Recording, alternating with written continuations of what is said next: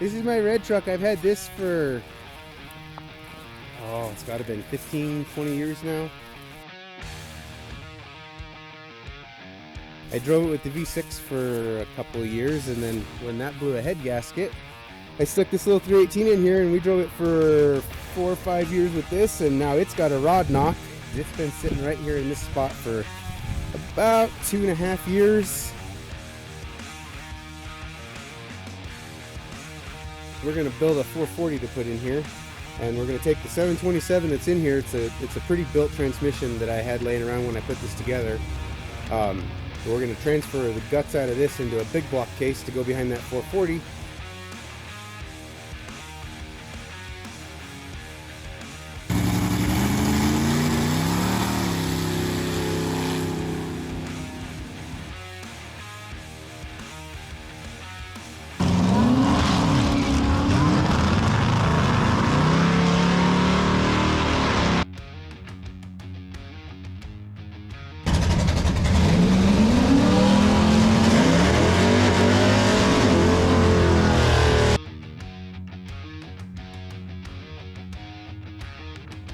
We're gonna fire this thing up.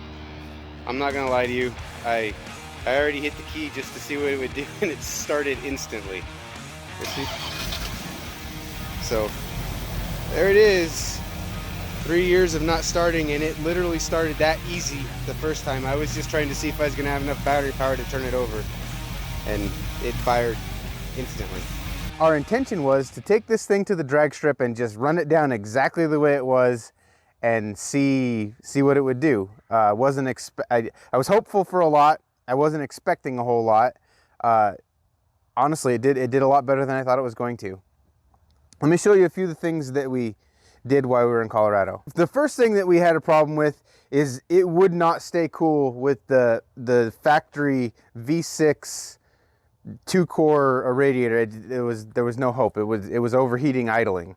So I had this radiator. It was actually on a run stand that we were using, and it's out of one of our race cars back when we were racing circle track, and it fit great. I just had to modify the radiator support a little bit, and it went right in there. So that's one thing that I really didn't want to do anything to this, but like I said, there was a few things we had to do. It wasn't going to be able to make a pass. We also put some an electric fan. Same one we used in the white truck. It's just out of a Jeep Cherokee. We wired that up on a relay, and it's controlled by the cargo light switch in the cab. I just was looking for the easiest way possible. I'm gonna redo all the wiring on this truck as we go forward and do a bunch of stuff to it, but I was looking for the easiest way to get to the track with the least amount of work possible, and then so that is how we took care of the cooling problem. The second problem that we were having is it did not have enough fuel pump to keep up with the 440. It ran and it idled fine, and it did a little burnout, and that was all fine, but it would not go above about 4,500 RPMs. It was just starving for fuel. So initially we put the fuel pump in the back, and we're going to reuse the stock tank, but the stock tank, the lines wouldn't keep up, or the pickup. It was starving for fuel still. It was a little better, but not it would get through first gear, and then second gear would run out of fuel. So I just bought a cheap tank off of Amazon, fitted it in here, ran a small fuel system, and just enough to get it to the track. So other than that, the only thing we did change is I put a 8 3/4 rear end I had in the backyard out of an old truck. I'm not real sure where it came from, but it bolted right in, and I had a set of 411 gears with welded spiders out of a derby car that we ran years ago. So I threw those in there. So it's 411 welded spiders in an 8 3/4 727 transmission. Converter is out of a truck I had when I was in high school. It's a 3500 stall converter. I mean, it's really nothing too special about this, just a bunch of parts we had laying around. Could it have gone better? Yeah, it could have gone better, but could it have gone worse? Yeah, it could have went a lot worse. Enjoy the footage from the first time it went to the track.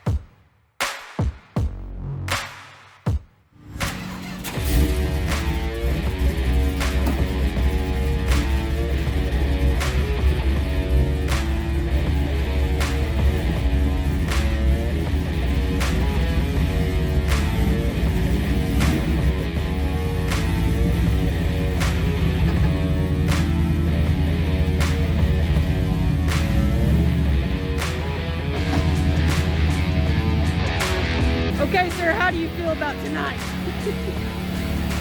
Hopelessly optimistic.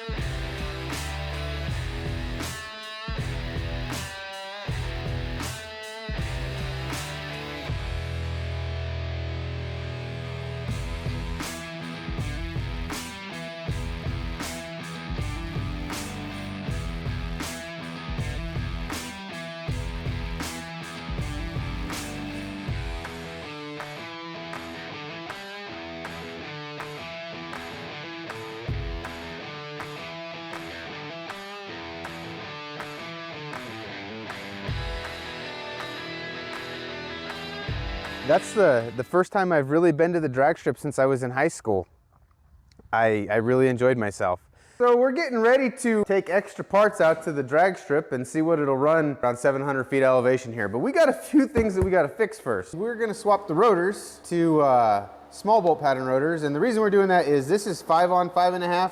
There's just not a lot of wheels available for that bolt pattern. And I am sure that you can swap the rotors with the ones off of an earlier truck with the small bolt pattern and everything should go together just fine. So we're gonna try it. There's a few measurements that are extremely important here. The first one is gonna be that they're the same diameter.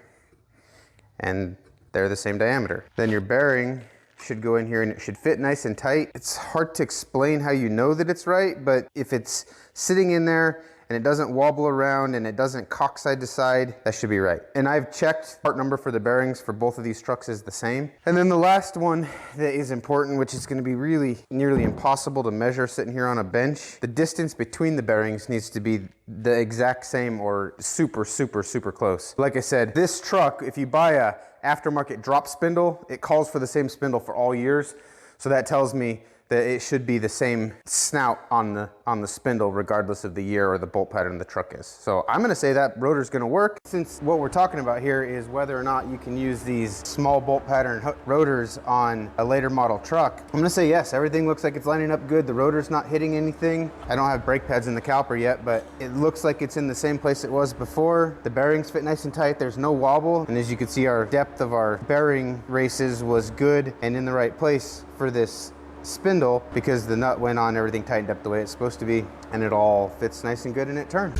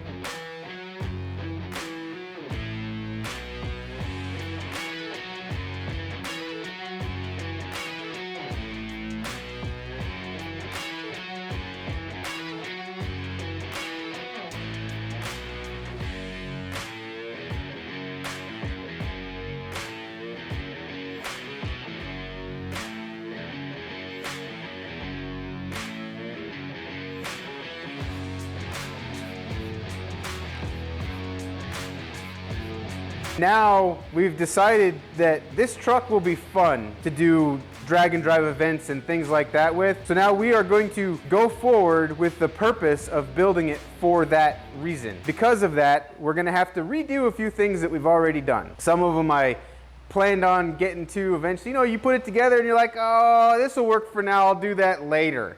Well, later came sooner than later usually does. So what we have right now is we have a couple of problems.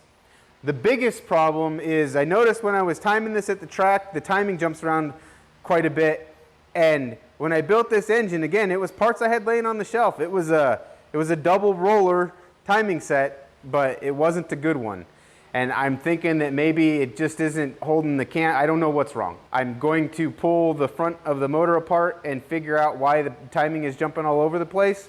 While I'm there, I'm going to go ahead and degree the cam, and I'm going to actually make 100% sure that the timing mark on the balancer is in the right place, because I kind of eyeballed it when I put it together, but I didn't fully check it with the piston stop and a degree wheel and everything like you're supposed to. When I put this together, I had a set of big block motor mounts, and I put them in there, and they kind of fit. If you look in here, right down here, you can see I made a spacer. By spacer, I mean a piece of 1/2-inch plate that made the engine sit level and not on the cross member. So I'm gonna fix that. And the way I'm gonna fix that is I'm gonna build a set of actual motor mounts that they'll be made to make this engine sit where it needs to in here. And then once we get that done, we can put the motor back in, but also on our list for the next couple weeks is to put this thing on a diet. We took it to the scales today and I couldn't believe what it weighed. I mean, it really isn't as bad as I thought it was. It weighed 3860. That was on a scale at a gravel pit that is a certified scale, so I mean, it's gotta be pretty close. And then just setting the front tires off the scale, the rear end looks like it's carrying about 1,400 pounds of that, so it's heavy in the nose. We're gonna remove the entire interior because the bench seat is got to go. One, eventually this truck is gonna go fast enough that you're not gonna be able to use that seat anyway. You're gonna have to have something that you can put a 5-point harness on, and it's gonna need a roll cage, and so we're just gonna start there. I'm gonna go ahead and just delete the brake booster altogether. It doesn't really have power brakes anyway because it doesn't make enough vacuum. Then we are going to get this truck sitting flat. And the way I'm gonna do that is I'm gonna remove one extra leaf and then a overload spring in the back on the leaf springs. And I think if I remove those, that's about 3/4 of an inch plus whatever that extra leaf is holding it up. I think that's gonna get us pretty close to level. And that should help with weight transfer, as well as it won't look like a stink bug anymore. The wiring harness in this truck is atrocious. It's been through 6 different iterations, and a big part of it was me, but it was always, I'll fix it later. Well, it's later. I'm gonna thin out everything that I don't need in the wiring harness. I don't need a lot of the HVAC, and I don't need any of the emission stuff this truck was originally equipped with, because it doesn't have it anymore, and all the wiring is still there, so there's no point to have all that wiring there. And then I'm gonna move the electronics for the engine inside the cab so that they're not out here in the hot engine compartment. After we get done with that is put some type of seat in it. I have an old Circle Track seat with the little hip hug or rib cage holders, and I think I'm just going to use that. It's pretty comfortable. It may not be permanent, but it'll be what I put in there for now. And after we get done with all that, we're going racing again and see how fast it is then. Here's the deal. Pulled the valve covers off this 440 and noticed that a couple of the rockers had movement when you pushed on them. First I was like, great, flat cam. Then I'm like, wait a minute. It's not loose, it's actually collapsing the lifter with just the pressure of my finger. So I'm like, that's not gonna work. I made a couple of phone calls and I can't get a straight answer as to whether or not the valve springs will collapse or are supposed to collapse a hydraulic lifter. The general consensus is no, they're not. And they're definitely not supposed to be loose when they come back up. And so we have a problem. I gotta fix, it's gonna cost next to nothing, and it's not gonna risk wiping the cam out by putting a new set of lifters on it that we don't know whether or not they'll break in. What we're gonna do is we're gonna dismantle the lifters, we're gonna clean everything really good, and then we're gonna build a couple of stops, 3 washers that are gonna fit inside the lifter and go between the plunger and the machine stop that's machined into the bottom of the lifter body itself, and they will prevent the lifter from collapsing any more than 30 thousandths. That gives us 45 thousandths at the valve, which is plenty for any lash or take up that the hydraulic lifter is supposed to do, so they should never really be running on the stop anyway. What that's going to allow us to do is, before we pump these lifters back up and get oil in them, we're going to go ahead and set the lash at 15 thousandths. That's going to give us approximately 20 thousandths of preload in the lifter, which is about what you're supposed to have with stock lifters anyway. And if they don't stay pumped up, they're only going to collapse 15 thousandths, then it's going to become a solid lifter, and we're going to have 15 thousandths of lash. Should run just fine like that. All we're doing is we're taking this and we're going to clean all these parts, and then I've got these washers that I've machined, and I actually have to do some more because I don't have any small enough. When you get these washers from your local hardware store, this is just out of the grade 8 bin, you buy them by the pound. They have different thicknesses. I don't know that they're supposed to, but I guess machining tolerances. And what I've been doing is I take my calipers, and I got bags of these, and I grab a few of them, and I just measure them. And what I'm looking for is about 50 to 54 thousandths. So what we have here is a 7/16 bolt that I just took a file and knocked the tips of the threads off, so these 3/8 washers fit over it pretty nice, if it'll focus. So then I just take 3 or 4 at a time, and they slide over there, and they fit pretty good and tight.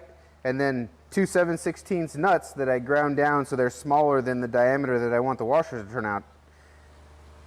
Put it on there, tighten it up, and then I spin this the opposite way that my grinder spins. It's going down, this is going to go up, and I just keep this spinning the whole time. That way they stay nice and round. And as you can see, together we have 162.5 thousandths. That's going to be about right. And then they're just going to go in the bottom of the lifter. So once this is in there, this is the stop. This is the face that usually hits the stop in the bottom. We're just going to put that right there and bring that stop up so it only has about 30 thousandths to travel.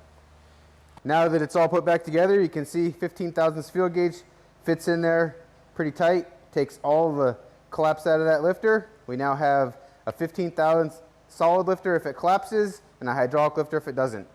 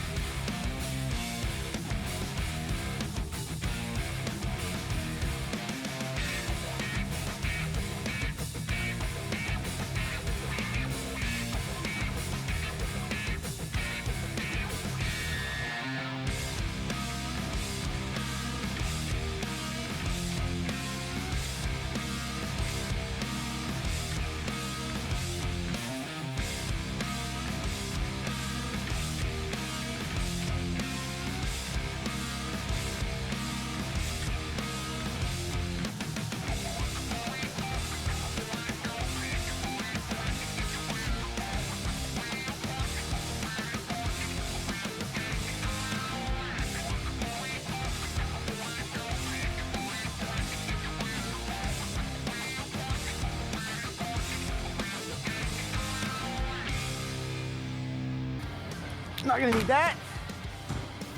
We're not gonna need that. We won't need those. We're not gonna put... No, I think we should save this. Brake master cylinder push rod is secure. It's not going anywhere. It doesn't have a lot of slop in it, but it's still free to move around, so it'll pivot no problem. We've increased our pedal ratio. Now that is also going to increase the throw on the pedal, so make sure you account for that if you're going to do this. If you have limited throw, I have almost 14 inches of throw on the pedal in that truck, so I should be just fine. The only other thing I have to figure out is I have to figure out a pedal stop so that this rod, which is no longer going to be hooked in the master cylinder, doesn't fall out and we lose the brakes altogether. So the first thing we're going to do is we're going to cut out the factory V6 motor mount on the passenger side, and what's left of the factory V6 motor mount, the makeshift small block motor mount, and then the upgraded makeshift big block motor mount on the driver's side. Once we get all that cut out, we're going to remove some of the structure for the suspension. If you look on here, and I've already got all that cut out, so kind of a preview. The upper control arm mounts on the top of this frame, and this is just a C-channel frame, not like they do on the new trucks today where they're boxed. So when the suspension compresses, it's possible that this is going to try to twist this upper frame rail. That's why that mount was here, to brace the upper frame rail. It's actually bolted into the back of the upper control arm mounts. So what I want to do is I want to plate this and box the frame just behind the control arms here. And then once I get that done, I'm going to set the motor in here and make my motor mounts, and they'll come off of that plate that I add here. Once I have that done, I'll know where my motor mounts need to be, and I can go back and I can reinforce this upper control arm mount to keep it from twisting under the weight of the truck. And then once I have all that done, I'm going to lighten up this front cross member. Two reasons we're going to do that. One, the weight. Two, this is going to be a drag and drive vehicle. So there's a chance at some point we might be dragging and driving and need to pull the oil pan on the motor for one reason or another. And right now, it is impossible to get the oil pan off this engine in the truck. So when we fix the cross member, we are going to create clearance to be able to remove the oil pan in the truck, just in case we have to do some crazy maintenance on the side of the road somewhere during a drag and drive event. On this side, we have the stock V6 frame cross member piece. On that side, we have a disaster. And I don't know, I do know.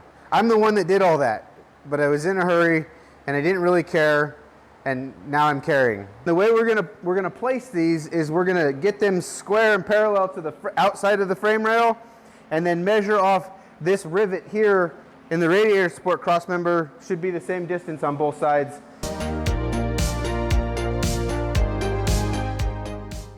Okay, now it's tacked in. Time to see if I can weld.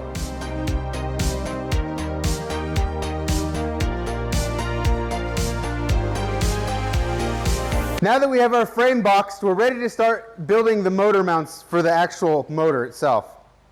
And this is the factory Chrysler mount, Dodge mount that you can see here. And we're basically going to replicate that, except instead of coming off at an angle and going down here, we're going to build it so it comes kind of flat with the bolts there, so it'll be kind of this shape. And then we're going to put a gusset on there and weld this spool so that it basically is right at the upper edge of this is where I measured it needed to be. And then once we have that welded on, obviously we're going to cut this down. But we have these Jeep leaf spring bushings that fit right inside this pipe. And then two of those makes a spool mount. Have you ever had one of those moments when you're like, you know what? What did I get myself into? I thought, I'll arc weld it because that should be easier, right? Well, I'm pretty sure this is gonna, in fact I am sure it's gonna hold. I can see I got penetration all the way through this 3/16, so it's got plenty of heat, but man, that is the ugliest weld I think I've ever done. I'm gonna try again. I'm gonna build the other side, and hopefully it turns out a lot better. What we're gonna do is we're gonna make some brackets out of 3/16 plate that are gonna weld on here and gonna have a hole here. We actually need to move the motor over just a hair, about like that. All I'm gonna do is I'm gonna measure over, I'm gonna figure out this distance, and they're gonna come straight over, loop around, and angle down to the bottom here. They fit really well. They're pretty tight, I mean really tight to the frame. The engine's hanging on the cherry picker right now. There's a ever so slight air gap on one or two of them, but that'll be filled in with weld. I'm really happy with how they turned out. What we're gonna do is we're gonna cut this off somewhere in this neighborhood on both sides, and then plate the end of it, and then weld a cross member from this side to this side at the very bottom of the original cross member, and that'll give us a ton more clearance and should still support the suspension just fine. And the way this suspension works is it's all one cross member, and then it's got the coil spring bucket on the outside. So with that being welded in the center there, that should resist twisting and keep our front suspension in line. The way we're gonna make sure we keep this all square is we've got a level, we leveled the front of the truck side to side, and then when we cut this off, we'll cut it until it's level up and down, and then we'll weld our plates in. Probably doesn't need to be perfect, but the closer I can get it, the better it'll be, well, it'll look anyway. And then the last thing I have to do is I'm going to take some measurements probably from this bolt hole to this bolt hole and make sure I maintain that on the frame rails. It's got a cross member right here, so I don't think it's gonna move. As you can see, I've already started on this side. There's nothing out here. There's no need for any of this anymore. So we're gonna cut the top on both sides. I just V'd out a piece there. I'm gonna push this back. I'll push this up. I'll weld it here and here. Then I'll flatten this out, put my plate on here. My inspiration is I have that 2004 Dodge pickup. The transmission cross member is basically a piece of square tubing that has some spacers in it so that it doesn't collapse. And then it just fits inside of a U on the frame and has a bolt front and back. So I'm gonna do the same thing here. I'll build my U bracket wherever I need the cross member to be, which is probably gonna be a little bit in front of this after this is all plated.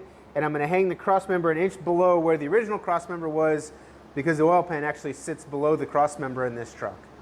So once I get that in there, I'll get some pipe and put some pipe inside my cross member so it doesn't collapse. And I'll just put 2 bolts here and 2 bolts on this side, and then the cross member will be done. The second side went a lot better than the first side. I'm a lot happy with how it turned out, but I'm not cutting the first one off to redo it, so. Now, we're gonna move these jack stands and set the engine back in there just to see where the oil pan goes so we can make the brackets and build a cross member. This is the cross member. This is the mount. It's gonna go on there like that. This piece gets welded to the suspension on one side. I'll make another one. It'll get welded to the suspension on the other side. And then once we have this all in there, while it's still in its current condition with everything where I want it, I'll drill 2 holes here and 2 holes in this one, and we'll just through bolt this, and I'll add a spacer in here to keep this from collapsing when we tighten it down. That'll be our cross member. I really wouldn't have taken this on if I had realized how bad I was gonna be at arc welding. I would have waited till I had a MIG welder to do all this. But once you start, you can't stop, so it's done now. I had the engine back in to get all the spacing back to where it needed to be, because the engine was put in with the old cross member intact, so that should hold everything back to where it was supposed to be. And I also had a measurement on the width of what I cut out. So I got it back to where it was, and I tacked in those U-channel pieces, and then I unfortunately had to pull the motor out to weld everything, and then I put the motor back in. And then once I had the motor back in, I drilled 4 holes, 2 on each side, 1/2-inch holes that are actually gonna bolt that cross member into those U-channel pieces that we made. While I had the motor out, I went ahead and added a couple of gussets on the top of those U-channel pieces up into that plate on the end of the old cross member, just to make everything nice and rigid. I'm really happy at how it turned out. Amber will give you a look at it. Like I said, the welds are not the prettiest, but if you remember right, when we started, this piece here angled out, came out about 3 inches and went across the front here. We cut all that back, narrowed everything down. You know, the weight is one thing, but this gives us a lot more openness in our engine bay here for things that could be in the future, like if we tried to do rack and pinion steering or something like that. All that bulky cross member was gonna do is be in the way of all that stuff. So now it's out. We have kind of a minimalist cross member that can be unbolted if we ever need it to pull the oil pan or something. I don't think we'll have to unbolt the cross member to pull the oil pan in this truck now, but if we have to, we can. So now the only thing left on the front end is we're gonna get it wiped down with lacquer thinner, acetone, or brake cleaner, or whatever I can find. And we're gonna get it all painted. We're painting it semi-gloss black. And then once this is all painted, we're gonna clean up the firewall, make a couple of patches to fill in some holes, and then we're gonna paint the firewall. Once we had the motor back installed and the front end pretty well wrapped up, we decided to do something easy. I'm gonna take the leaf springs apart in order to pull out an extra like helper leaf and then also an overload spring. The overload spring we're never gonna use because this truck's never gonna haul a load again. And the helper leaf, we don't need that extra weight capacity because we're not hauling anything. And the softer the rear springs are, the better it can get up on the back tires and hopefully not have traction problems. We're not experiencing traction problems yet, but I see it coming. So this was a good time. It's weight loss. we went ahead and do that. Well, it should have been as straightforward as take the center bolt out, pull the clamps off, and then I went ahead and cleaned everything up and painted it so it was nicer looking. Basically, reassemble the leaf springs and move a clamp from the back to the front, tighten everything back down. It did go that way. The U-bolts were a disaster. Sometimes you have to use a heat wrench or a grinding tool to get U-bolts out, which is going to be the case here.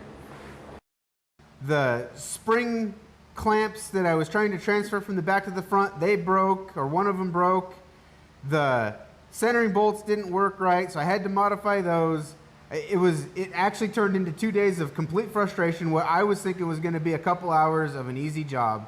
We went ahead and ordered some U-bolt style leaf spring clamps since the factory ones are not going to be able to be salvaged. What we're going to use is POR 15 rust prevention permanent coating.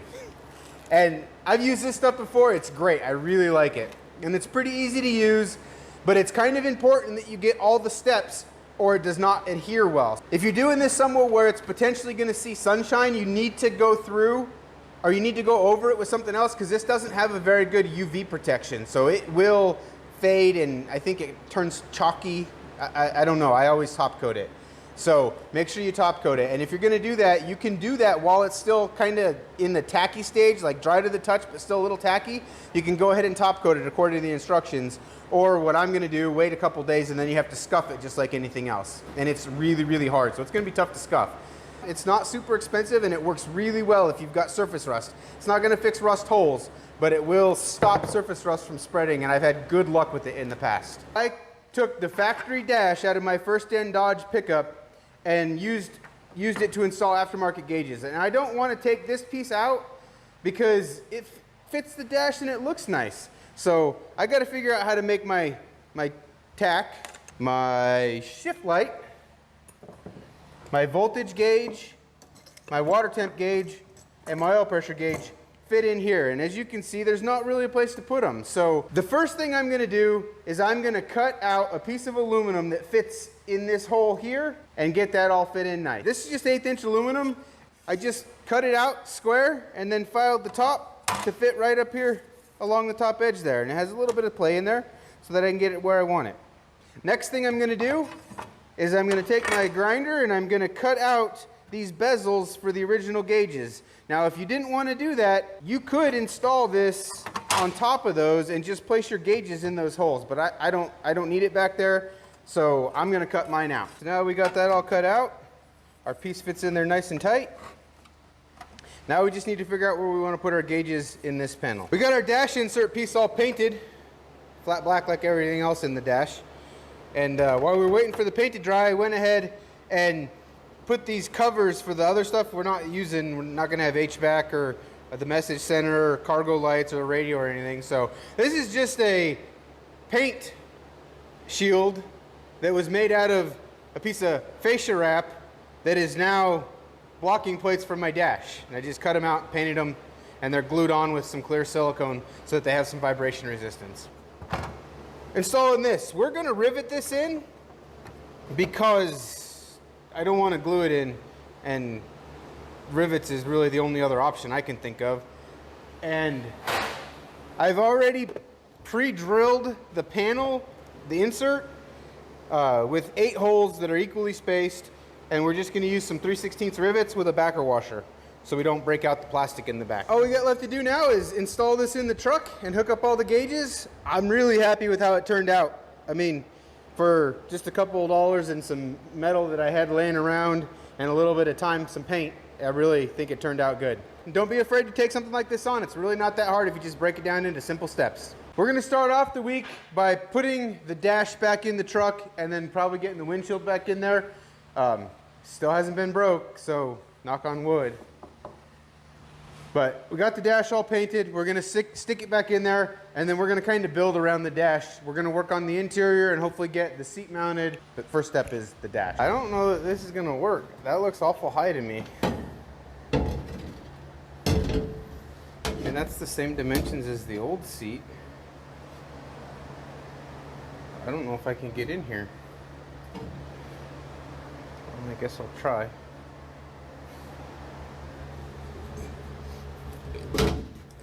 gonna break the back window out trying to get in here. Okay. Oh yeah, that's four-wheel drive. Also, see all that movement side to side? I'm gonna have to brace that. And I need to be further that way.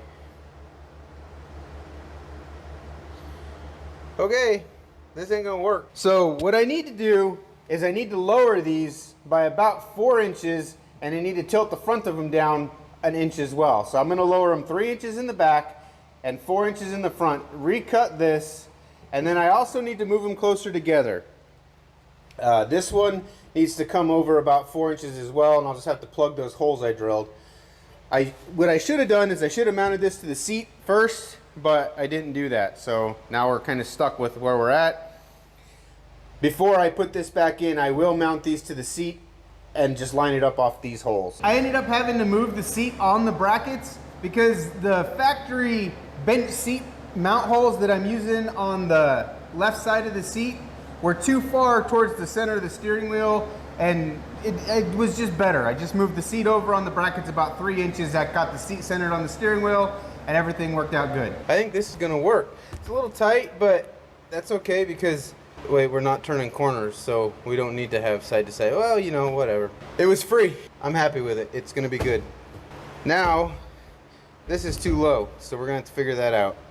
And I need somewhere, I wanna move all the electronics for the engine, the MSD box, not the coil, but the fuse panel, all of our switches and everything. I'm gonna leave the key switch here, but it's gonna be basically just an on and off because as somebody pointed out in one of the comments, I think my timing jumping around is probably my cheap $75 eBay distributor.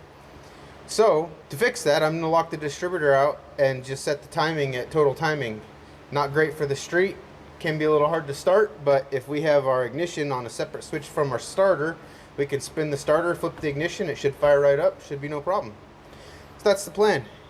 I'm gonna build some type of console to hold the shifter, a switch panel, because so once I'm belted into this thing, I'm not gonna be able to reach the dash. I want to have access to everything that I need from sitting in this position. We're gonna start by making a plate that will bolt to the bottom of the shifter and fit inside here, because this actually needs to mount an inch or so up or down from the shifter itself.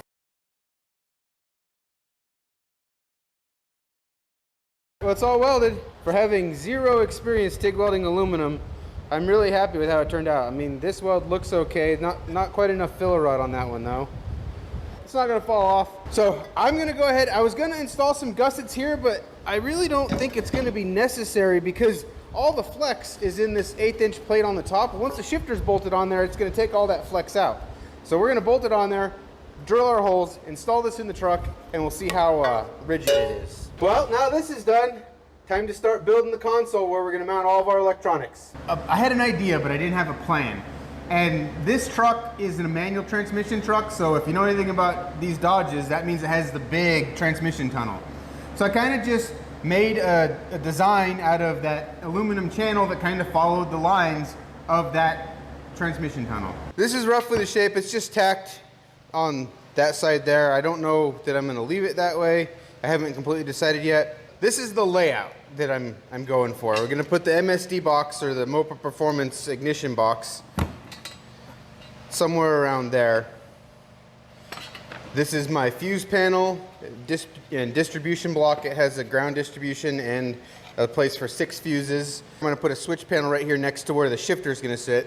I'm gonna have all my switches over here for the different things that we're gonna turn on and off with switches, like one for the electric fans, the radiator fans, one for the electric fan on the transmission cooler, one for the fuel pump, and then another one for the nitrous that we're gonna install. I don't know if we're gonna use it, but we're gonna install it, and we're gonna go forward with the wiring and everything as if we're gonna use it. Something like that. Then I'll just drop a couple of mounts. I'll just weld a little tab here and put a screw in there, and then have a couple legs that come down in the back, a couple legs here, one on the corners there and one in the front and then on that side. And then the outside's gonna get plated in 25 thousandths aluminum. The top is gonna get a piece of 1/8 inch so it's rigid for all the mounts and everything. And then this switch panel over here will also get 1/8 inch aluminum. It's a little bit warped from welding it, but that's okay. The screws will hold it down in position. You just need to check and make sure that everything still bolts up and fits like it's supposed to. And then we're ready to screw this down. Actually, probably take it out and grind it first. None of our panels are gonna fit tight on here with all these nasty welds on here. I was getting a little worried because this thin aluminum was really flimsy, but I'm really, that's rigid. I really like that. That turned out really good. So next, we're gonna make the covers for the side, the back, and this side. The front's gonna stay open. Probably should have patched the hole in the floor before I did all this, but I can still get to it. I'm just gonna rivet a patch over that. But next is to build the side covers. To attach the top of our console, because we want it to be able to be easily taken in and out, I'm gonna use this is a riv nut setter. It's from Marson. And then I've got 2 different styles. I have 10 of each of these, and I need 12 really. So this one I don't think is gonna have enough grip range for this. So we're gonna use these up first and then figure out if these work.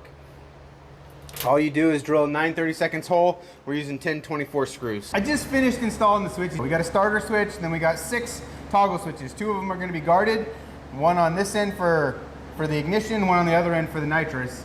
And then in between, I'm going to have water pump, fans, fuel pump, things like that. The little LEDs are also going to be hooked up, but not to the switches themselves. We're going to get to that when we get ready to start doing my favorite part of this build, which is going to be the wiring. But the console turned out awesome. I'm really happy with how it looks. Looks nice and clean, and it doesn't weigh very much. I mean, there's really not a lot to it. This is the original underhood harness. We're not using most of this. We're still gonna use the lights. This is the turn signal. That's the side marker light. This is the headlight wire. This is for the horn. We'll probably leave that in there. This is a ground. This was to our electric fans. This is a power wire. This is to the factory computer. All this stuff is computer stuff and relays and the starter relay. So we're gonna strip all this down. The only thing that we're gonna use from this harness is the wipers, the horns, and the lights. Everything else is gonna be running a different way when we're done with this. So I'm gonna go ahead and blow this thing apart and strip out all the wires I'm not gonna use and start getting a game plan together for how I'm gonna wire all this stuff up when we put the truck back together. Now we can work with this. It looks like a disaster, I understand that. But there's certain things that I know what they are and I know that I want to keep them. For instance, this is the starter relay. This is the power going to it. This is the trigger going to the starter. And this is the neutral safety switch and the start signal. So what we can do is we know that this yellow wire here is going to go all the way back and go into the firewall connector. Since we're not running it through the firewall anymore, we can follow that yellow wire all the way back, find it in our firewall connector,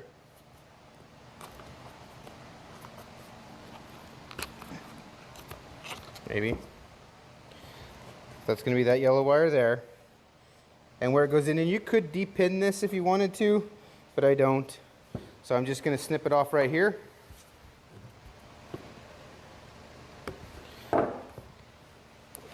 Now I know that this goes to our starter solenoid, and that's the start signal. So then we have 2 wires that go to the neutral safety switch. One of them goes to the computer. We're going to go ahead and take it off at the computer. We probably won't need both of them. So then this one becomes this wire. It should go right over to the transmission plug, which is this one here, and it does. So since I have both sides of this plug, I'm going to leave a little bit of wire here in case I ever want to use it for something. I probably won't, but once I cut the wire off, I have to de-pin it and put a new pin in it, so we'll just leave about that much wire on it. Now, we have our starter relay that we can mount probably inside the truck, so it's easy to access with all the rest of our wiring. And the only wire we have to run out of the cab is this one going to the starter itself. Then this is our alternator wire, and it went to a distribution block, but we're not going to use that, so we will just cut all of these distribution points off. And that's probably fusible link wire, but we're not going to use it, so we'll just cut it in the middle. Now we have this that we can save to reuse for our alternator. The other end of it is on the engine harness, wherever it's at. So then the rest of this goes to the transmission. We're not using any of that because we're using our neutral safety and our reverse light switch that's on the shifter itself. So we don't need this plug anymore. So we'll trace those wires out and we can get rid of those. Actually, I changed my mind. We're not going to trace out the stuff that we're not going to keep. We're going to trace out the stuff we are going to keep, because there's a lot more here that we're not going to keep than what we are going to keep. So this here is all of our headlight wiring, our headlight and turn signals. Sometimes you get lucky and it pulls right out, but most of the time this is what I find. It's all these wires, they just run them all in one piece and they're all jumbled together, and it's an absolute nightmare to untangle them. And we don't want to cut any of these wires, so we're going to do this a little bit at a time. Our grounds are going to kind of jam us up with getting these individual harnesses out. So I'm going to go ahead and start cutting them off at the longest length that I can. So here we have another case of some wires that run around another harness. So we'll put those down there. Now all the rest of this stuff on this side, this is air conditioning. This was the blower motor. This was also air conditioning. This was the windshield wiper washer, which we're not going to use anymore. So we don't need any of that stuff. We've already got our windshield wipers over here. So all the rest of this stuff is coming out. So what we're gonna do, we're not gonna cut any of these wires shorter than we absolutely have to, because we wanna save as much of this wire as we can, because we might be able to reuse it somewhere else. We definitely don't wanna cut that purple one. So those 3 wires go out. The rest of this stuff can come off. Near as I can tell, all the rest of this wire goes to the other side of this wiring harness. So we're gonna kind of transfer all this mess up there to the front of the table, because we should have all of our wires that we need untangled out of this. So that can all go up there. That's all done. There's the wires we're using. So now we do the same thing on this side. So out of all that wiring, this is what we have left. Now, just gotta go through and clean this up. I'll clean off where I cut these wires in here a little bit better. And then we gotta figure out, this goes to the rear wiring harness, goes to the back of the truck. Some of this isn't being used. There's ABS, there's the fuel pump wire back there, some things that we're not going to use, so we'll cut those out as well. This most likely is the reverse lights, so we'll have to run that in the cab somewhere. Now that we have the rear wiring harness knocked out, all we got left is the front, or the dash wiring harness. I've just kind of got an idea where I'm at off camera here. This is all of our steering column plugs. This will be the turn signals and the horn and the windshield wipers. Go through these 2 plugs here. These ones here around the outside aren't used, so we know that. This is the buzzer, we're not going to use that. That went to the little accessory light, we won't use that. That went to the message center, we aren't going to use that. Those went to the original gauges, we won't use those. This goes to the headlight switch over here, so that's what we're going to use. And then these 2 are the ignition switch and the high beam switch. And then we also have our brake light switch over here as well, which is this one, I believe. So the first thing I'm gonna do is I've got my wiring harness on my laptop over there. I'm gonna get it set up. It's not as straightforward on this as it is on the stuff on the engine, because you could just trace wires on that, but I don't know what for sure all these plugs are, and I don't want to cut a wire I need. I'll be using the wiring diagram along the way on this one. This originally goes to the dome lamp.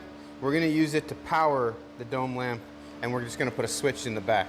We're not going to use any of the door switches or anything. As far as I can tell, that is all the wires we need out of this harness right there. We want to use this connector, so I'm going to carefully start cutting this loose. This spaghetti mess is what we're left with. This wiring is going to run all of our lights, our turn signals, our brake lights, our reverse lights, and everything once we get this put back in the truck. This is weight savings. First thing we're going to do is take our inside wiring harness. This is the one that goes inside the dash. And we're going to go put this in there and try to make it look a lot better than it does right now. Very hard to film this, so bear with me. We've got all these wires here have somewhere to go, but they're going to be integrated into the new wiring, so I'm just leaving them alone for right now. We've started building our connector for our gauges and our cluster. We've got our wiring coming off the bulkhead connector coming up over across the top. I thought about cutting this extra out here, but I don't want to put a bunch of butt splices in there, so we're just going to tuck that back there. It comes over down to our turn signal and wiper plug there that goes into the column for the turn signal switch. The wipers are on the end here, and then we got the high beam switch. The high beam switch is actually operated by this rod, and it's right back down here. That wiring comes back over to our headlight switch. We have our high beam indicator wire is in this plug, and these are our 2 turn signal wires. We have our brake light switch right down here, and the plug for it. This brake light switch has a normally open and normally closed position. So the 2 of these wires are going to go to ground and battery, which is the 2 here, the pink and blue and the black. Ground on the black, pink and blue is battery. And then the other one is the brake light wire. This is the wire that gets power when the brakes are depressed. And this wire is going to have a ground when the brakes are released. So I'm going to use that when I wire the nitrous, so that the nitrous will be disabled whenever the brakes are being pressed. That's as far as we've got so far on the inside, and the rest of these wires need to go to power or ground, which we are going to do when we build our new wiring harness with the power and ground distribution in it. I'm going to get outside and start working on the under hood portion of this wiring harness. Okay, so this rat's nest is going to be our under hood harness. We're going to start by plugging in our bulkhead fitting. And this one just takes a bolt right here in the center, holds everything together. I'm not tightening any of this up right now, but I don't have, obviously, fenders or the front end or anything on here. So what I'm going to do for now is I'm going to start sorting these wires out, and I'm going to get them just kind of routed where they're going to go and wrapped up so that I can make sense of what they are. This goes to the left side headlight. All this goes over to the right side headlight. We have our horn wire going towards the right side headlight. We'll go ahead and put that over there. We've got our wipers running along this channel up here to the wiper motor. I'm really happy with how this is all turning out. The last thing that we have to do for the factory wiring that we're reusing is the rear harness, which plugs into this plug down here. And basically that's just going to be eliminating a lot of wires that we're not using. The only thing we're using in the back is stop, turn, tail, and reverse lights. We got to eliminate all the other wires. There's a fuel pump wire, there's some sensor wires, the rear ABS modules back there. So we're just basically going to unpin that connector, take everything out, but left and right stop, which is 2 wires, tail lights, which is 1 wire, reverse lights, which is 1 wire. So we're going to have 4 wires running back there. Pick up the ground in the back. The grounds on this truck, they ran along a lot of places and went to like consolidated grounding points. I'm going to not do that. I'm going to run my grounds very short. I'm going to make a good ground from the body to the frame, from the frame to the battery, and then just make all my ground points tie back into the frame and use the kind of the frame as like a ground bus bar so that I don't have to run a bunch of extra wiring all over the place and risk getting it. I mean, these things get hot, you can burn wires. I just would rather not have any extra wiring. Plus it's all a little bit of weight. I mean, our pile of wire we're taking out is getting pretty big over there. So this is our rear wiring harness. It's not actually too much because there's not a lot going back there on this truck. We're gonna leave the factory end of it alone. As you can see, once we get back here, all we've got left and right turn, and this is also stop. Reverse lights is the 2 purple ones. The park light wire or marker lights is the black and yellow, and the 2 grays are a ground. So we'll cut those. They're already not connected to the front. So we'll cut those off pretty short and find a good place on the frame. This all connects into the frame. Find a good place on the frame back there to ground that right at the back of the truck. At the front, you can see we have quite a few more wires. So what we're going to do is just unpin this connector and take the wires out that we're not using. From the factory, they use these little pins to plug the holes that you're not using. I don't have any more of those, so when I get ready to put this all together, I'll make sure that this is covered in dielectric grease, and also the back of it, maybe put a dab of silicone on each of the holes that we're not using. If you're going to drive this permanently on the street in weather and everything else, that'd be much more important. For our purposes, I think just a little dab of silicone on the back and then some dielectric grease in the connector will be just fine. This purple wire is not going to get its power from this harness because the reverse lights didn't come out of the cab. They came out of the transmission wiring harness, which we're not using anymore. So we're going to have to pick this up underneath the floor somewhere. It'll still go in this purple wire. It just won't go all the way up to this plug, but we'll figure that out once we get the interior wiring harness done. That being said, that is the balance of the factory harness that we're going to be reusing on this truck. Everything else is going to be built I'm going to use a lot of the wire from the factory harness, but it's not going to go where it originally went. It's not going to do the same thing that originally went. We're not using any more factory plugs. It's all going to be aftermarket or racing or whatever you want to say from here on out. Guess it's time to see how much weight we took out of the wiring harness.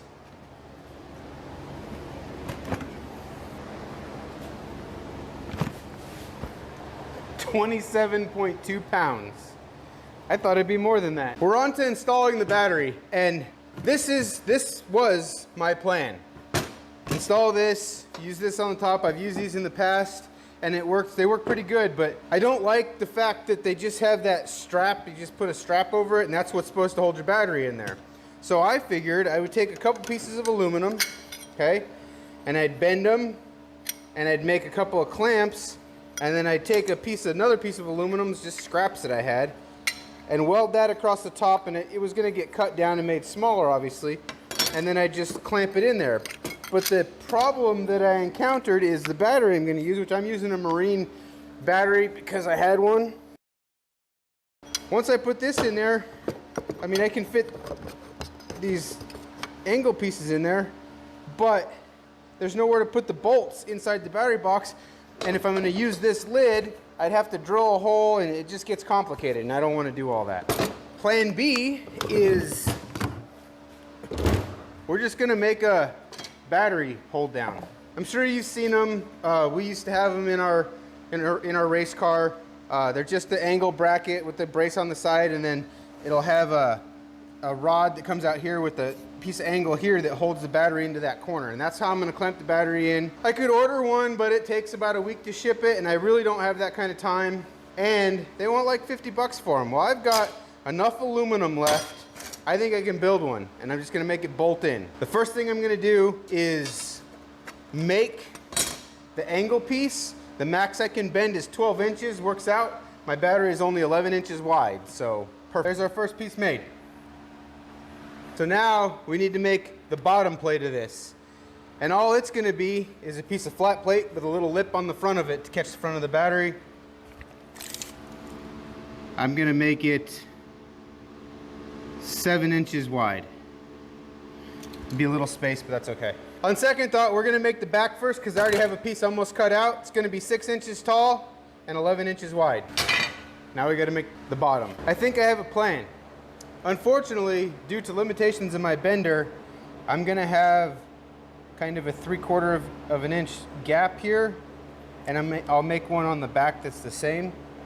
But essentially what we're going to do, we're going to basically make this shape, but have a 3/4 of an inch wide piece down here to put a couple bolts in to hold it in the truck. And it'll be 3/4 of an inch back from our lip on the front, and we'll leave a 3/4 inch spot in the back where this will get welded on like that. And then we'll just have a brace on the side. Now we just need to cut this out. The battery's gonna go in there like that. Perfect. The back will get welded on like that. That goes, nope, not that way. Don't want that conductive metal anywhere close to those two posts. So that'll get welded on like that. That goes there. Now we just got to make 2 reinforcements for the sides that our bolts are actually going to attach to. We got our base. Got our battery. It's going to sit in there, something like that. Our back's going to go on here. Our side braces will go on there. So there's that side.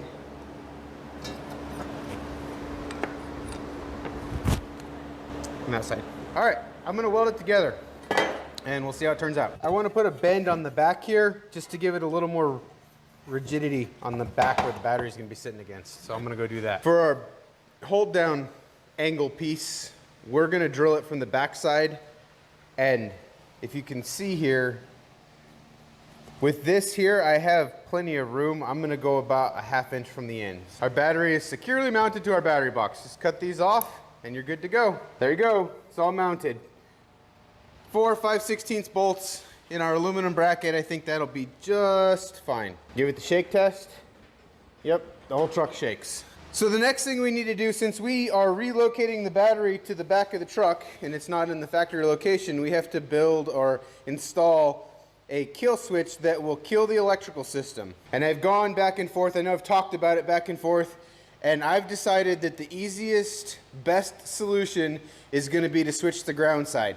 Now I'm going to hook this up, so not only will it isolate the battery, but it'll also isolate the alternator so that the truck will die and there will be no live electrical system, provided the ground hasn't pierced somewhere between the switch and the battery and grounded that way. But in that case, the positive would have done it and we'd have had just as much trouble. So first thing I'm going to do is I'm going to make a bracket. I'm going to mount my kill switch kind of up here level with the bed, not interfering with tailgate in case I ever want to put it on for any reason. I'm just going to take a piece of aluminum, bend a 90 in it, and probably hook it right here to the bedside, probably up here, and the switch will be just above the bed. There's our battery kill switch. It has this a little on and off here, but I think I'm gonna have Amber make me some stickers on her Cricut for on and off so that it's a little bit bigger. Sorry about the focus there. Next step is to run a ground cable from the battery to our switch. Now that we have our ground wire hooked up, passing through the bed and right down there to a good solid ground that's nice and clean on the frame, and I'll put some type of corrosion inhibitor over the top of that so that that stays a nice good ground. It's time to start running our positive battery cables. We're just going to come out of the battery, go through the bed, and then we're going to come right along the frame here, and then go up underneath our console. So we're going to bring our power wire right down here inside the console. That way it's not out in the open. We have a good power distribution point inside the console where we can run all of our power wires. And the way we're going to do that is we're going to use this All-Star Performance bulkhead for power wire. And these come in red too, but red was like $4 more expensive and you're not even going to be able to see it. So we'll just know that black on this is the power. Now we've got our MSD plug all wired up, and I just wired this up. This is the standard pin layout for like the 6ALN MSD box that came with this plug, and I just do that because then if I need to swap it out, I know what the pin configuration is, and depending on how everything goes, I might actually build an extra one. I probably won't. Got our power and our ground. This will be directly basically battery. This is going to get grounded to the frame. This is going to get ran to our pass-through and underneath the console. Next thing I'm going to do is I'm going to go ahead and drill out the 6 holes for all of our wires coming off this fuse panel, and then I will drill 6 holes here, actually probably 7, and I'll drill another one up here for our power and ground wires to come up to our fuse panel, and then all of our wires to go out. And then this piece is basically ready to be bolted back in so I can start running all these wires. All of our holes are drilled. I countersunk these out so that my grommets will fit because they won't go over this 1/8 inch, so I just drilled them from both sides so that the ridge in there is not 1/8 inch, and then the grommets will fit in there. Now we're done with this, and I'm not going to put this back in just yet because I need to wire up the relay box that goes to all of our switches, and all that wiring has to pass through the console. We've got most of the wiring done inside our console. All this stuff is hooked up to the switch panel, which is over there, and the relay box, which is right there, and goes out to run the various accessories. And if we come over here, you can see they come out the firewall there. This wire runs down the valve cover, goes to the distributor pickup. You can see the plug right there, to the alternator for the ignition and field wire. That doubled back wire there is for the water pump if we get to that point. And then we've got all of our wiring for our nitrous. Micro switch on the side of the carburetor, the power wire coming from the switch. Those two go to the 2 solenoids, and then the ground is going to be grounded to the intake, where the alternator is also going to be grounded right to the intake. I'll ground the block to the frame over there. We've got our wiring all run for the back, runs inside the frame rail all the way down, and then to the rear end back there. I installed a ground up here, goes from the frame to the body, nice clean points on both ends, so the body or the cab is completely grounded. So anything that's hooked to the cab should have a good solid ground. It seems like no matter what I do, whenever I do a wiring job, I always end up with that one place where I'm like, I hope nobody ever sees that. Well, it's inside the console on this one.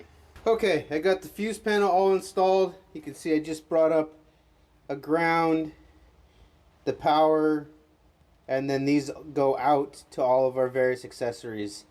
That's the first one is the wipers, then the turn signals, then the brake lights, and on this side we have the reverse lights in the back. That's all done. So now I need to go out and finish up the alternator wiring and wire up our self-energizing alternator relay. I forgot, I also wired up our MSD box, finished the plug, ran the wire for the coil out there, hooked up the ignition switch to it, and so now that is all on the other side of the firewall as well. All right, so now we have our battery wire hooked up to our alternator. It runs back to our self-energizing relay, and as you can see, I just took a wire off of the battery wire and ran it to one side of the contacts, and this one goes all the way back to our battery, so that this will lose ground when we flip the switch in the back, open this relay, and isolate the alternator so that it can't keep charging, and this wire goes down to our battery connection in the console. And I know that kind of sounds funny because we think we're throwing the ground back there, but since the alternator is grounded here, it would continue charging and make a circuit and basically become the battery that would keep the system running. So we have to get rid of the power side of the alternator and the ground side of the battery at the same time. And that's how I did it. All right, that's the last wire we've got to hook up on the taillights. We should be done with the wiring that we can do for now. Look what we got in the mail. So when I was in Colorado and I was in a hurry because we were trying to make it to the racetrack, I put that little 2.5 gallon fuel cell in there because it was easy. I could just throw it up in the front, didn't take a lot to build a bracket, and it was a short fuel system, so it didn't take long to build hoses or anything like that. Now we've got a little bit more time.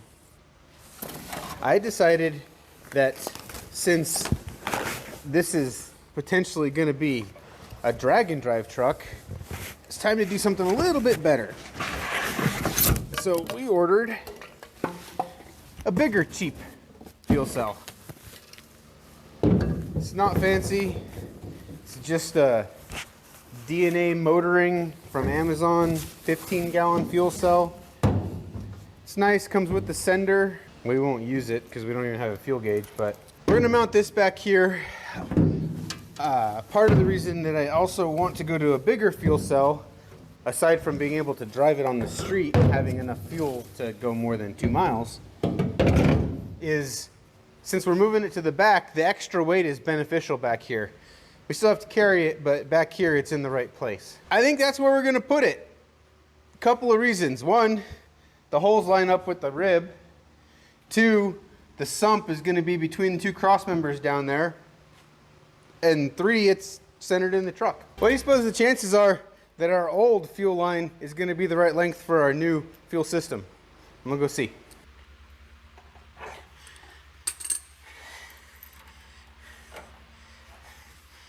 I think that'll work. Probably need to go ahead and mount the nitrous so we can hook up the nitrous hose.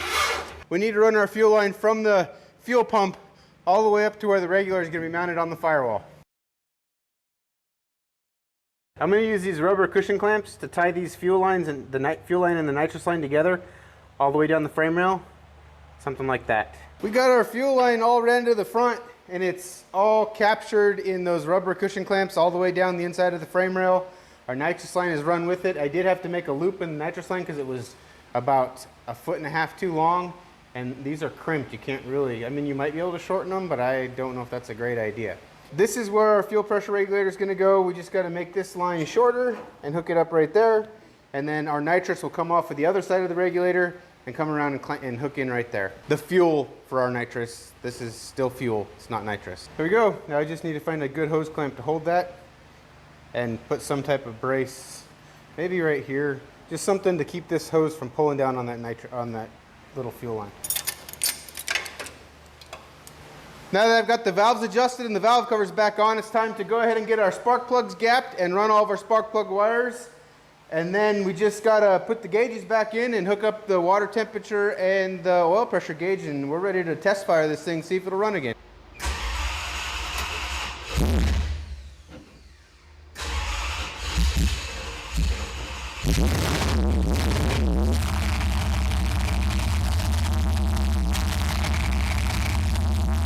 It runs. It didn't leak. It's time to finally get the front end tore apart and all lightened up so we can get this put back on the truck. We're gonna remove, for sure, the inner fender wells, the old battery box. We're gonna get rid of our makeshift fuel cell mount. We're gonna cut these wings off for the old radiator mount. I have a plan. If you look in here, you can see our original radiator mount bolts were there. And this bottom bar is a piece of tubing, basically, that's formed by a couple of pinch welds. So what we're gonna do is we're gonna cut along the top of it and make it an actual pinch weld here, up the side here, and then across the top here, and cut all of that out, and that leaves a big open space for our radiator to go. That leaves plenty of support for the sides of the fenders. The centerpiece, the top, will have plenty of support to support the top of the fenders. And then we're gonna drill this. This is 3 layers thick right here in this corner here, and it's welded to this part of this bracket. We're gonna drill that out, and we're gonna mount a bolt using some CJ7 body mounts.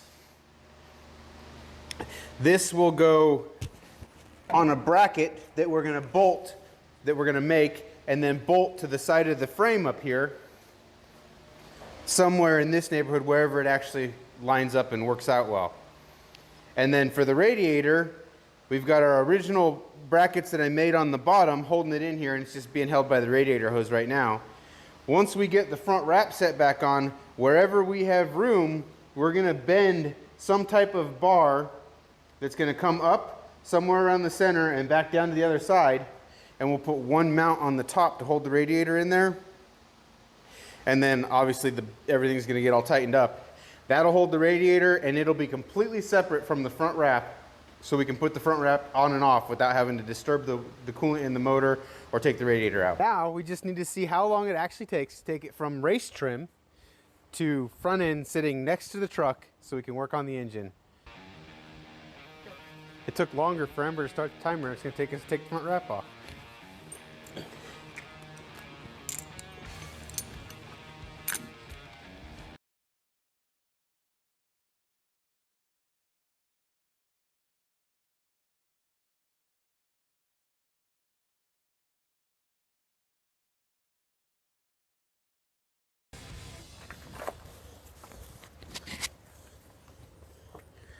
Take a guess, Travis. I'm gonna say 4 minutes and 41 seconds. 4:44. I saw the timer. I mean, so that was obviously a leisurely pace. We weren't trying to rush. We picked up all of our bolts as we went. It could be done a lot faster than that if we had to, but either way, compared to what it takes to take the front wrap off of one of these stock, that's quick disconnect. We are getting very close to being ready to take this thing and put it in the trailer and call it done and ready to go to No Name Nationals. We'll talk about what I did. I just fired it up. It started pretty easy. It's carbureted with no choke, no high idle, so I had to keep it running for a little bit. Once I got it running for a little bit, it just idled smooth, and I mean pretty smooth. It's got a big cam, so it's pretty rough, but getting about between 7 and 8 pounds of vacuum. It's kind of hard to tell because it bounces all over the place. We set the timing at 38 degrees. It's locked out, so it's all in. It's 38 degrees always. We ran 35 the last time we ran in Huntsville, and I think it was a little bit not enough. I don't think 35 was enough timing, so we bumped it up to 38. And while I had this apart, I went ahead and put power valve plugs in and jetted up a little bit to compensate for that. I think we're pretty close on the jetting, and the idle mixture screws are so sensitive on this thing that if I turn one of them 1/8 of a turn, it's okay.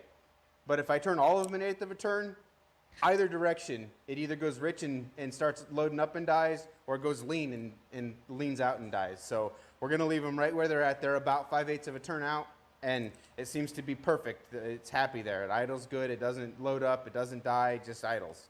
So we're gonna leave that carburetor where it's at.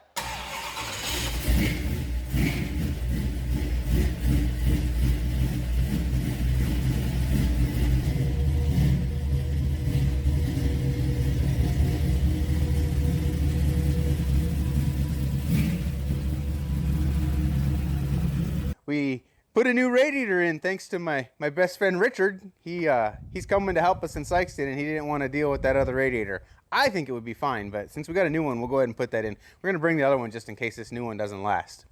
We've got everything ready to go. I mean, we're actually right in front of the trailer, getting ready to put this thing in the trailer and head out to Sykeston first thing tomorrow morning.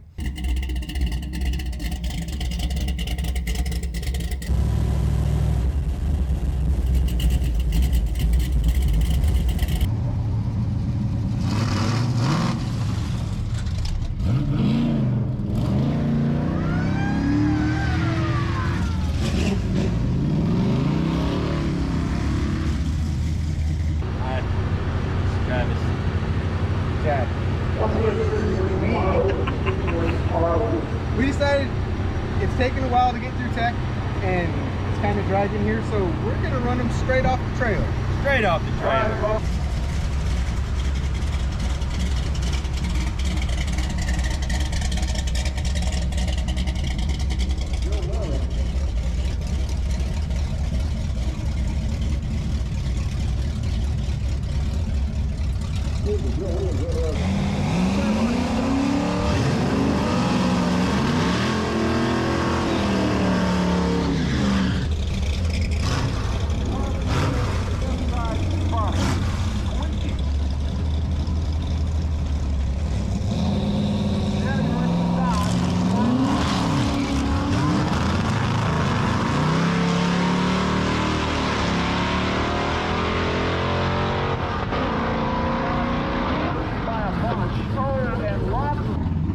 What happened?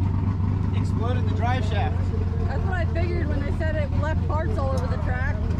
That was Jeffrey that went down there, right? Hey, no. Yeah. Fastest time yet.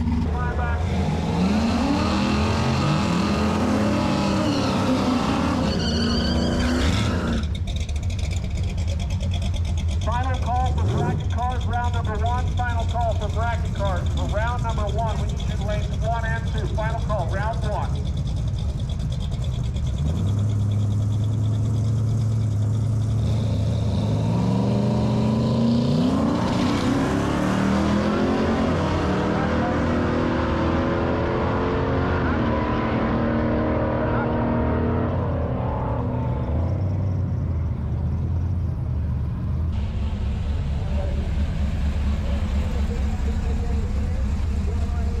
How'd you do?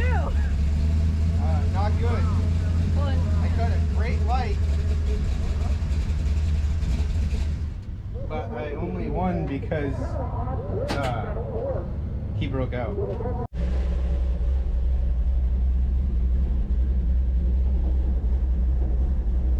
Tires look better.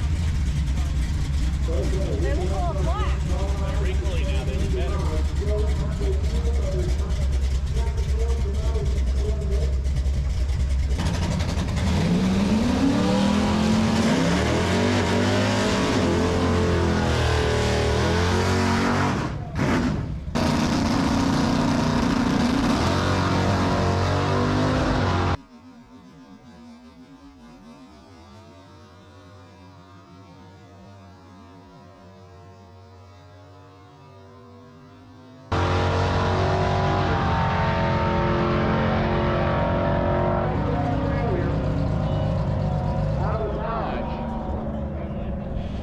When it came loose, it knocked everything out from underneath the truck. So we're going to have a little bit of cleanup here in the left lane as we pick up the drive shaft.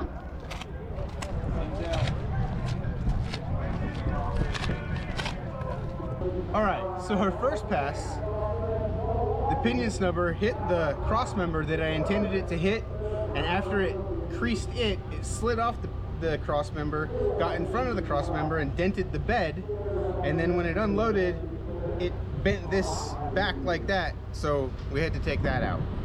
And it did good. It spun a little bit after it messed up the pinion snubber, but it was a pretty decent run. Second pass, no pinion snubber, it spun.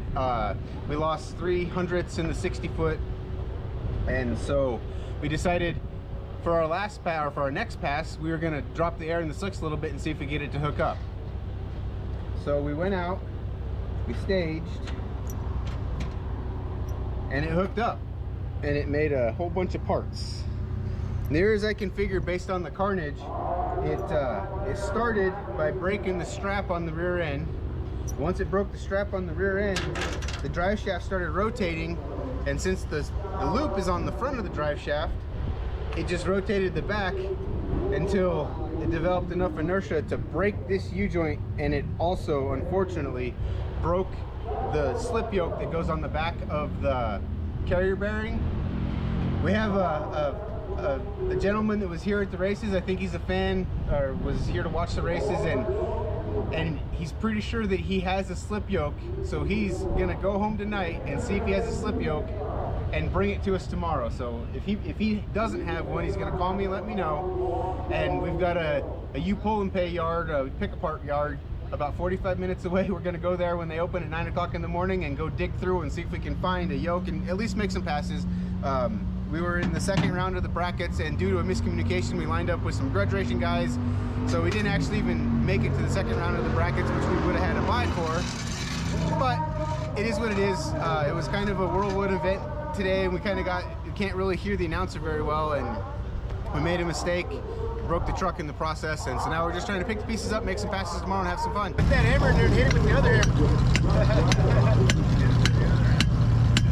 On top of this side. Keep getting it on. Especially around that weight. So it looks pretty much the same on both sides.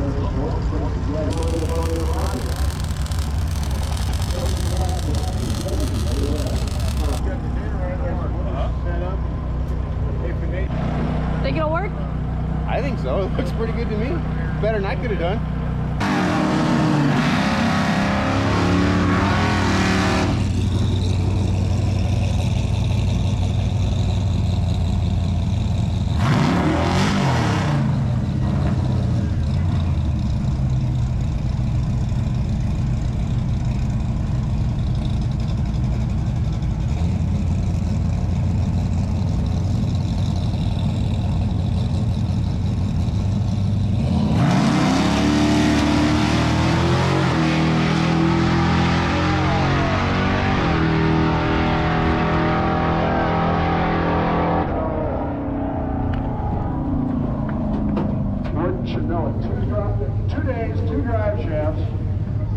Same result. Is the rest of it okay? We'll fix it. So, because we cannot decide, You broke two we were going to leave it up to y'all, but we decided now. What's better than the good old best 2 out of 3 rock, paper, scissors? So, Chad, I'll hold your trophy you already won. We won't break it. And we shall One! Best 2 out of 3? Best 2 out of 3! 1, 2, 3! 1, 2, 3! Come on, guys. 1, 2, 3! Oh. Round 2! 1, 2, 3! Oh. You have won the duck, sir! Yeah! Now, holy shit! Hold it up and close it to the top! Explain the story of the duck. All right, so I was supposed to race Jeff from Tehac's Garage in the Larry T-Bird thing. He didn't get his car here. I brought a popcorn machine, so we both decided that this duck should go to the person who went through the most hell and persevered. And it will be passed on to the next person that goes through the same hell that parks in the same parking spots we did. It's the inaugural, you know, you got your ass kicked. Yes.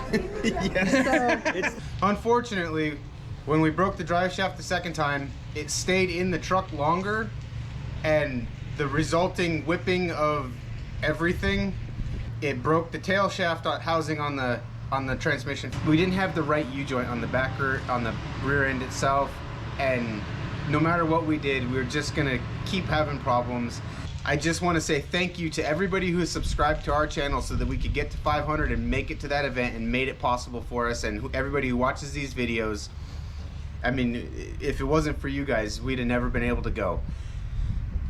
We are at home. We have oil running out of both axle seals on the truck. There's transmission fluid running out of the transmission from the broken tail shaft housing. We got pieces of drive shaft laying everywhere. We are gonna get this back together. It is gonna go back to the track, and we are gonna beat this drive shaft problem. I have a plan.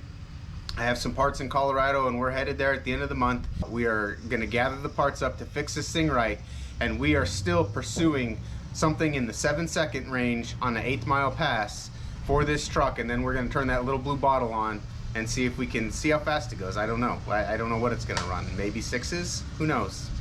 See you soon.